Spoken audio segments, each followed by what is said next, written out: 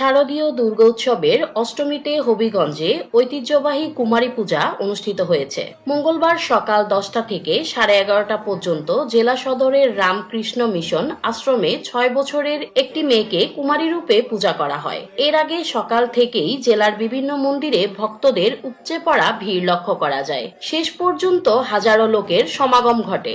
পূজিত হয়েছেন হবিগঞ্জ শহরের চিরাকান্দি এলাকার উজ্জ্বল চক্রবর্তী ও রীতা ভট্টাচার্যের দম্পতি মেয়ে ও দ্য লার্নিং স্টার একাডেমির প্রথম শ্রেণীর ছাত্রী উৎসা চক্রবর্তী। শাস্ত্রীয় নাম মালিনী কুমার। তার বয়স হয়েছে 6 বছর 8 মাস 19 দিন।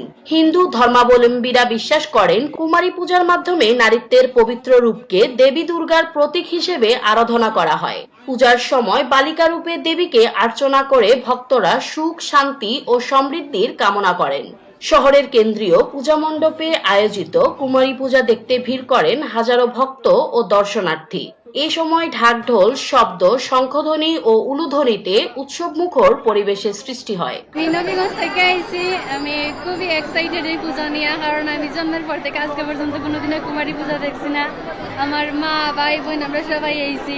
সকাল 7টা থেকে এখানে অপেক্ষা করলাম, 10টায় শুরু হয়ে যাইব গিয়া। এখানে দীর্ঘদিন যাবৎ পূজা হচ্ছে, প্রায় 100 বছর যাবৎ পূজা হচ্ছে। মার কাছে প্রত্যাশা হচ্ছে মা পৃথিবীর মঙ্গলময়ী, সবার জন্য মঙ্গল করেন।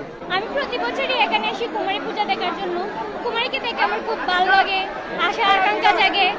আমি প্রতি বছর সবার জন্য এখানে প্রার্থনা করি যেন সবাই সুস্থ থাকে, ভালো থাকে। স্বেচ্ছাসেবক হিসেবে কাজ করে আমার নিজেকে খুব ভালো লাগতেছে। রামকৃষ্ণ মিশন হবিগঞ্জ এখানে আসছি আমি কুমারী পূজা দেখার জন্য।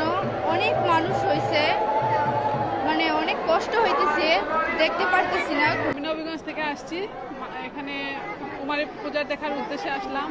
মানুষের প্রচুর ভিড়, তো সবকিছুর মধ্যে আসলাম মাকে প্রণাম করার উদ্দেশ্যে।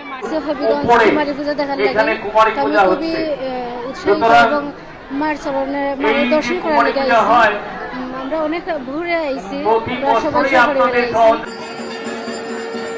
আয়োজকরা জানায় দীর্ঘদিন ধরে ধর্মীয় ভাবগাম্ভীর্যের মধ্যে দিয়ে এই পূজা অনুষ্ঠিত হয়ে আসছে। সামাজিক সম্প্রীতি বজায় রাখতে স্থানীয় প্রশাসকও সর্বাত্মক নিরাপত্তার ব্যবস্থা করেছেন।